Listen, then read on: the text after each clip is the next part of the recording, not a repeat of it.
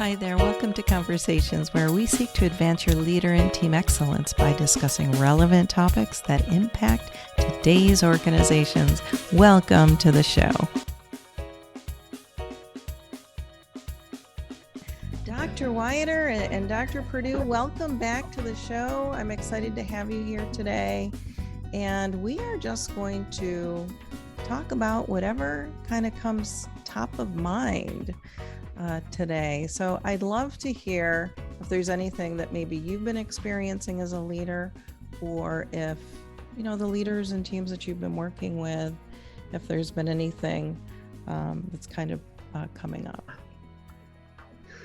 Wow. Well, let's, a couple of things have happened over the last several months as I've been aware. One is that I participated in a conference as an attendee, and some of the things that came up there were really interesting, and I thought, it really fit into this conversation. One of the biggest things that was present was the length of both contracting and the length of appointment. So that coaching appointment, those coaching contracts, how long are they? And what then does that entail? There's always questions, of course, for coaches around the length of the contract, the content of the contract. But one of the things that came out of that was the length of the appointments. Like, who says you have to have an hour appointment or a 45-minute appointment, especially when the client is ready? So there's some trending that's happening for that brief appointment, not just for a check-in, but for maybe a next action point for the client, that type of thing. So I don't know if you all are seeing that, if you've heard about that. I've experienced it a little bit as myself, even as a client. Like, I don't need the whole 45 minutes. This is what I'm working on. And this is all I need right now. So has that been happening with you? Have you seen that? Yeah, about 3 years ago, I had a client who, very busy leader, busy senior leader, and all she had was 30 minutes for 30-minute appointments. And at first I was like, oh, okay. But then it's like, okay, we can do this. We can get to some really good action steps, or just recap what those action steps from the previous appointment were, kind of unpack that in 30 minutes, and that can be done. And I think a mistake coaches make is that you have to sit in a box of the 45 minutes, the hour, with a client. What do you think, Dr. Perdue? I guess my example is a little more extreme. I've had more so where it's like either on or off, no shows, or being able to kind of go. But I agree with that. I think that, putting yourself in a box, let's say it's 45 to 50 minutes. What I've seen is that, I'll be flexible as much as possible to what the client schedule is, and not so much try to stick to my own framework or my own, way that I wanted to go in, but to call an audible and to be adaptive and flexible in that moment. So that's kind of the same approach I take, is what can I give that's the most value in the time that the client has, and then be able to follow up as appropriate, and maybe even lean a little heavier on the work or the accountability aspect outside of the coaching session that they will have to do, so that will help determine their sincerity and commitment to themselves in the growth process around coaching. So yeah, I think another thing that comes to mind there for me is that we want these coaching appointments, these engagements, to be fruitful. And I think the leader needs to also know themselves as to, can they come into a session and do the work within that short period of time? Because the worst thing that could happen for a coach is for a client to say, well, it's not worth it. I'm not getting what I thought I was out of coaching. And so is that is that client dedicated to doing really good, solid work in that 30 minutes? Now, if a client comes in and all they want to do is talk and go on tangents, then that's not going to work. And yes, it's up to the coach to bring them back, but the work has to be done, and good work within that 30 minutes. Mm-hmm. Yeah, I think it brings up a couple other points. You're talking about really client readiness, and then that goes into us as coaches being able to assess that, is that client able to do an appointment in 30 minutes, or do they just have a time constraint? It's kind of like the time constraint is one factor, but is the client ready? But then it also speaks to us as coaches and our readiness and our being able to be present fully in those moments when we are coaching. Are we coming to the table ready to go? And, for that client, not just that we have the time blocked out. And of course, that's a truth anyway, across the board, but I think it also demands a little more on the prep end.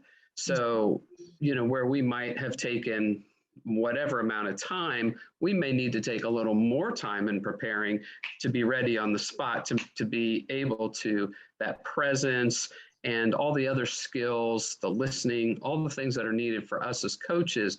We've got to be in better coach shape, if you will, to be able to fit with a client who is asking really more of us in a compressed amount of time. So I'm also finding even just quick text messages to clients can be very helpful just for some of those, follow-ups or accountability, or even just a coaching question. Mm-hmm. It's interesting because I'm careful here in the awareness that we see some online counseling, and we're seeing the promotion of some really these technical, I'm not trying to be offensive, but, hey, call this number or get your online coach. And you see that there's a virtual environment, but there's also the impression, now this is just from advertising, that this is pretty immediate, that you can make an appointment pretty quickly and get a counselor. And so I think one of the things that we may be working with is in clientele, the folks even that we're working with as coaches, is their immediate needs. Like, I need to talk to my coach now. So what you're talking about, Dr. Whelan, in terms of the text messaging being available for that right away, it also goes to us as coaches are we available for a quick catch up with a client? Can we move into that space? And be available immediately for them or pretty quickly in order to help them moving forward. Do they have to wait till the next appointment, which is 10 days from now, or can they get a quick response here from us immediately? And that goes into the contracting component as well. Some of us are going to have to be changing how we apply our contracts. It used to be, okay, maybe an email in between, right? But what about the text messaging? Or even what about a quick phone call? Is that something that we're going to be available to? So that trend from the client need and how it translates into us as coaches writing contracts and preparing those components for the client. Absolutely. What are your thoughts, Dr. Perdue? Most of the coaching I've been doing as of late has been internal coaching within the corporate setting. So the contracting issue isn't as much of a challenge for me. I think where the alignment kind of comes, I think, where you mentioned earlier about availability. So part of being, it's almost like the trend of this immediate need of whether it's counseling or coaching or being available or accessible. I think this really depends on what platform you're able to be available with your client. So in terms of internally, we use different types of medium, not just email or text, but it might be Slack or other types of platforms. So I think there's an opportunity for both internal and external to some degree customize ways we collaborate with our coachees in order to kind of meet them where they are while still being able to kind of have those boundaries around our time as well. So I think there's some exploration and some ways to come up with some new ways to to fulfill both sides of the need. I must say I have a love-hate relationship with Slack. It may be the user, but I have a couple different channels that I'm part of, and it's, yeah, I'm working through that. Well, when you work through it, let me know. Slack is an interesting tool, but popular. It is popular. Yeah, the one good thing about Slack is that you're not giving your cell phone number if you have a private cell phone number to your clients. So using something like Slack or other can be helpful for them. Mm-hmm. Yeah. One thing I did want to say a little bit of a different topic, but Dr. Wiater, you mentioned kind of fitness as a coach, and one of the things I'm doing as of late is getting strengths certified. So you all know I've been on the emotional intelligence bandwagon, and been certified in that in the last several years. But strengths has been very interesting. So took passed the test. I've done my coaching, so I'm just kind of wrapping up to finish that certification. But I've noticed. Congratulations! Yes, it's huge. So now I can talk a little bit about it with you all, my senior colleagues in that aspect. So, but it's been really cool. It's been really cool. Yeah, strengths is an interesting journey, and it's, it does dovetail wonderfully with the emotional intelligence work that you do. Mm-hmm. Mm-hmm. I think so. There's some similarities and there's some differences, and one of the things that I'm kind of seeing in the workplace and with folks is this idea of subjective well-being and happiness and being able to stay motivated, and because there's so much, whether it's globally things outside of our control and locally, that I think a lot of workers are dealing with through across the spectrum. So emotional intelligence in some aspects gives a diagnosis, or at least says, okay, where am I along the spectrum of my peers in these different areas, right? But strengths, I think, not only gives not a diagnosis, but an understanding of, okay, what are my strengths, but then how can I apply them so that not only will I be more productive and engaged, but there's some level of that well-being or ability to find joy in the work that I do, in the midst of some of this chaos. So that's one of the things that I'm seeing as an application of it in this day and age, just given kind of where we are as a world and as a workforce. Mm-hmm. Dr. Wiater, I know you had something there. I'm gonna go to you. A couple things. I did see this trend as you're talking about. Where a lot of the presentations in the recent conference on coaching were about happiness, client happiness. Well-being actually seemed to fall a little lower, though I think it's still important. Those are, I don't want to say they're buzzwords, but what we're really talking about is getting the most out of the employee and them being productive, them being even their full selves, if you will, and how that's going to happen. So when you look at the strengths, certainly, that component of somebody functioning better in who they are is going to bring about that satisfaction in the workplace.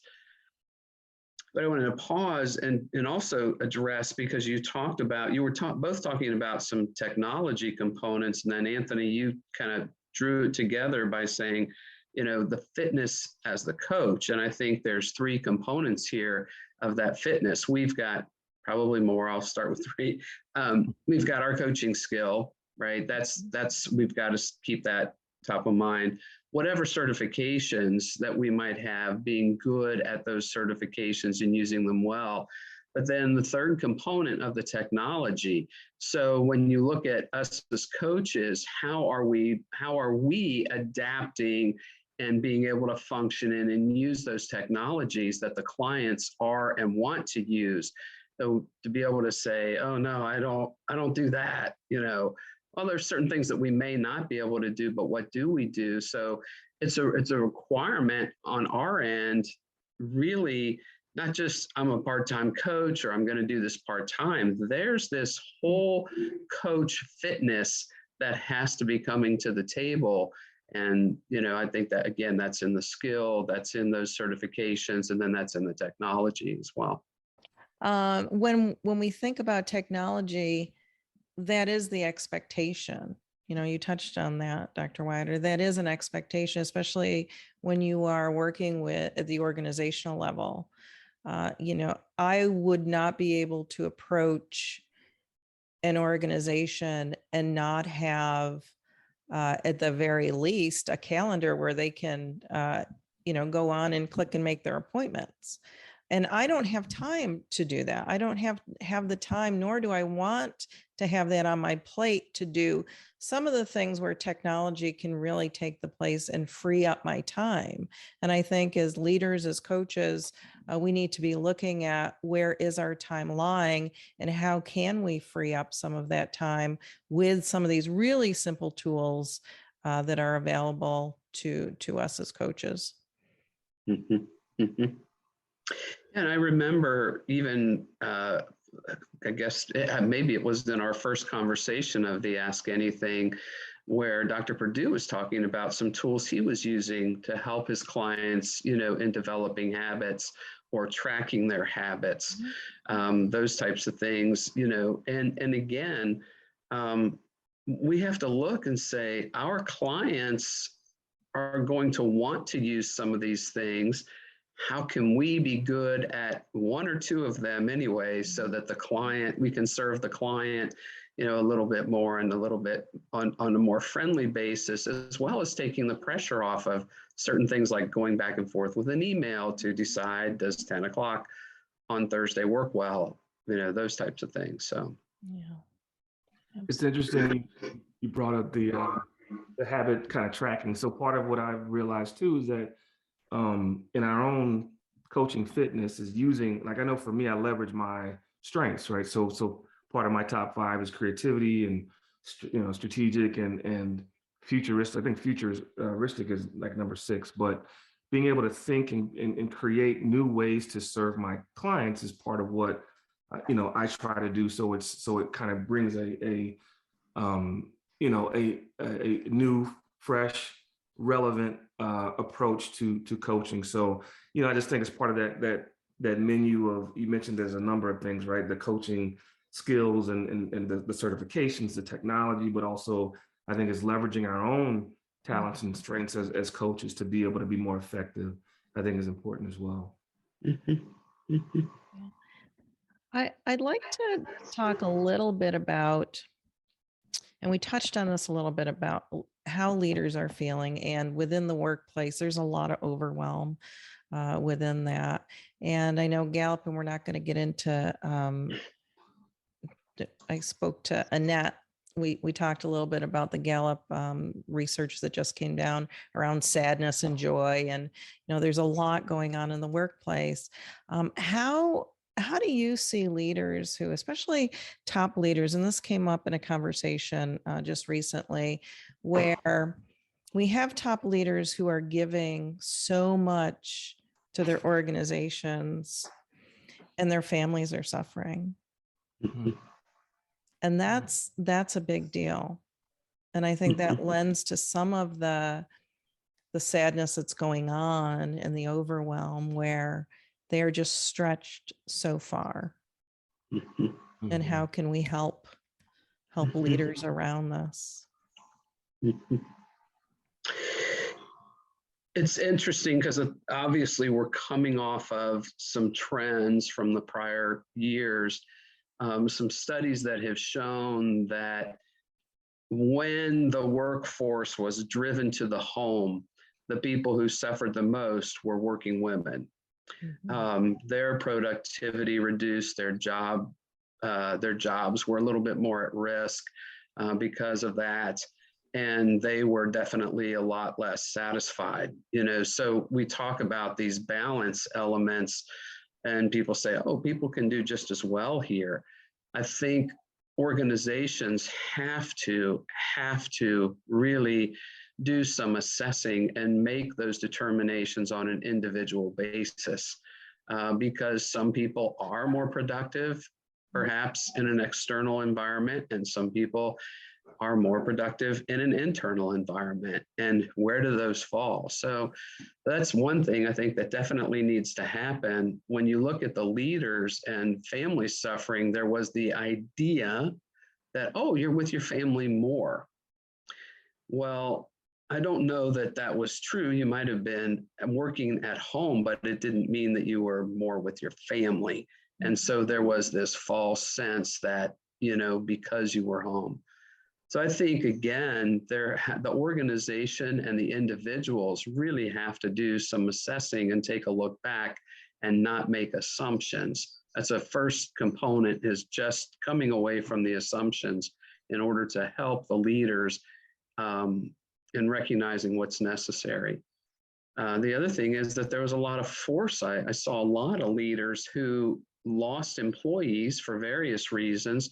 So the pressures for, if the leader's working here, right, you want the leader to think, strategize, plan, but then if they have to move into doing tasks, and we're all going to do tasks, right? But if you have to move into that realm, then this upper echelon goes away. And then again, you have these other external effects, your family and that type of thing. But when you run into where are you functioning, that's going to affect really the work that you do. And if you're taking tier 1 and tier 2, you're certainly going to see a suffering here. So the middle echelon, where I don't want to say the work gets done, a different work gets done, and the expectations, you're putting pressure on leaders to do 2 echelons of work, maybe 3.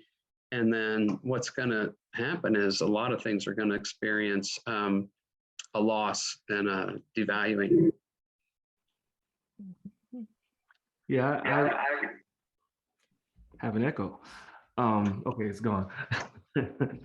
Where I've seen, I would almost say, like, if I were to kind of characterize it in these waves, or at least from the work that I've done, it seems like kind of the mid 2020, 2021, I did a lot of work with leaders around self-care. A lot of being able to train and hold accountable leaders to focus on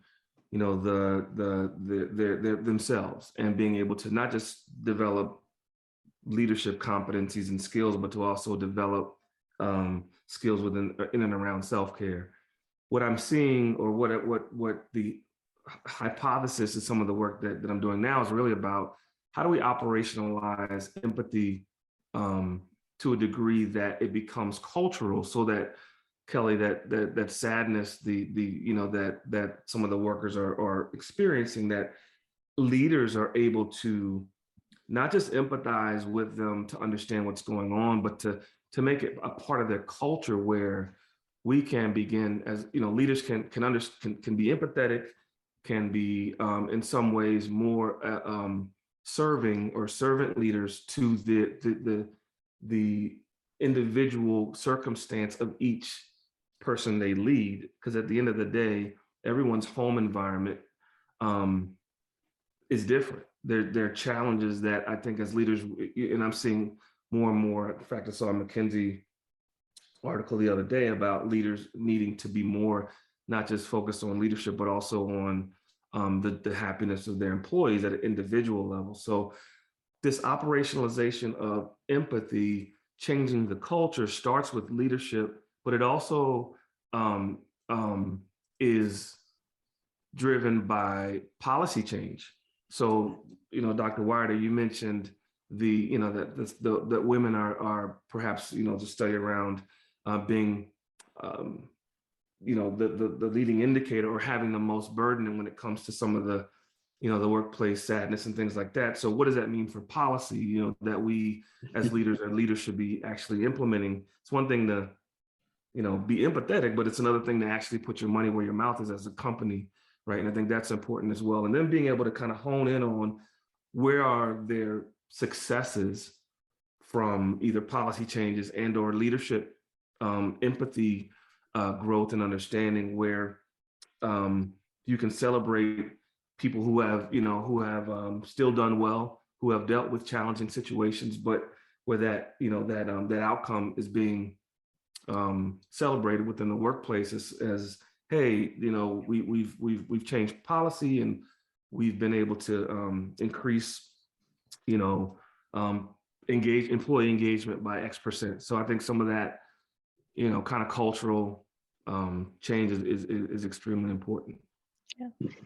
And then if we take a look at this from the senior level leaders, how do we help them if they are always being focused on the leaders below them and they're at the top and are just feeling so extended? They can make all the policies in the world for everyone, but then it comes down to them. And we know that in senior leadership, it is lonely at the top. Mm-hmm. And they are experiencing a lot of things that, they're suffering. Many of them are suffering. And so really coming alongside of them as coaches to help them through that, I think is crucial, so that can get pushed down and throughout the organization. Because if we don't have senior leaders at the top that are well in every aspect of the word, then that's going to filter down.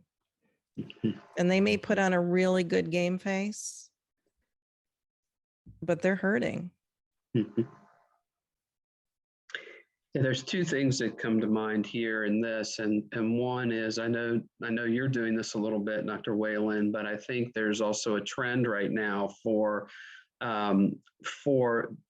people are calling them mastermind groups, people are calling them some different things. I can't think of other names right now, but specifically for the senior leader, because it also puts them into a place. So you have small groups that are being individually coached, but also where they have a platform for sharing ideas, building ideas, and really that risk taking, that collaboration, and a place of wellness for them as clients.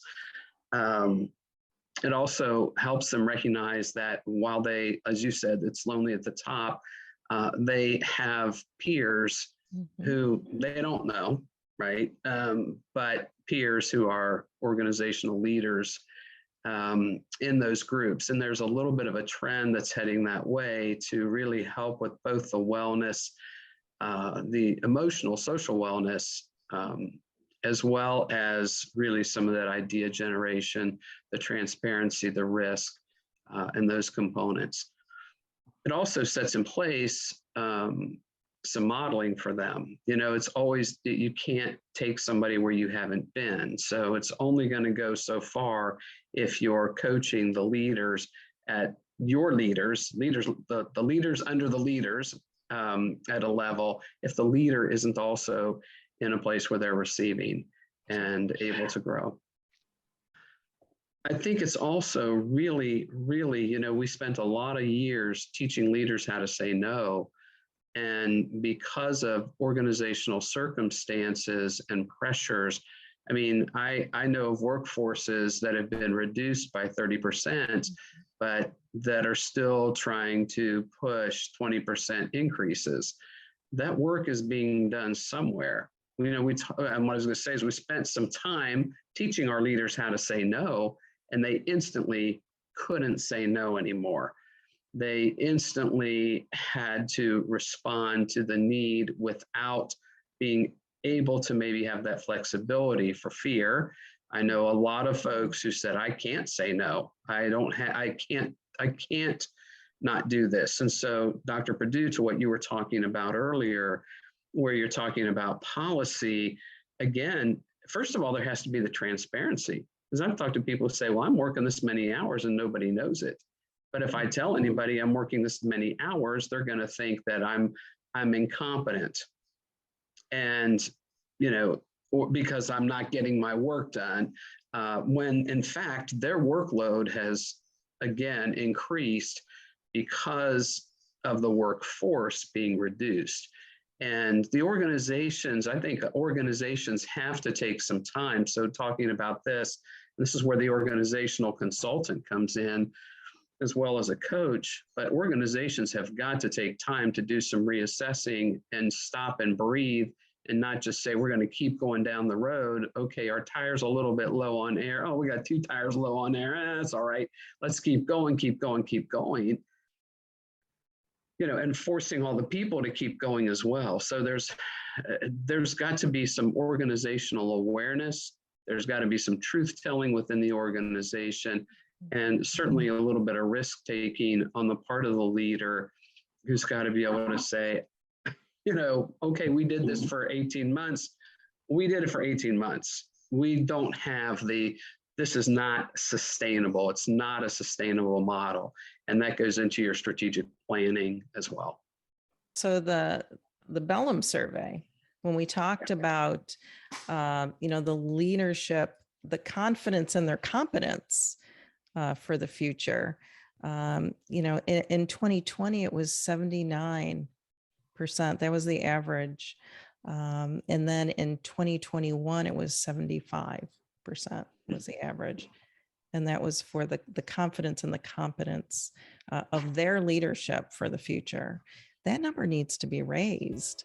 Mm-hmm. And then again, when we looked at the confidence and the team's competence, so when we looked at that from a team level, the average there was 75%. Mm-hmm. And then the organizational competence in 2020, it was 74%. And in 2021, our survey, it creeped up a little bit to 77% was the average for that. Yeah, I'm glad you brought some of that into the conversation, because, the survey was really just an important marker for, I think, for Belem, but for us in understanding some leadership. And I think one of the things that I was looking at as well is in the survey where they talk about, where we asked, where Belem asked the questions about the needs, and we asked it at 3 levels. If you'll remember, we asked, what do you need to be a better leader? What does your team need to do better? And what does the organization need? And interestingly, communication fell in the top 3 of all of those responses. But for the leader, interestingly, the number 1 answer was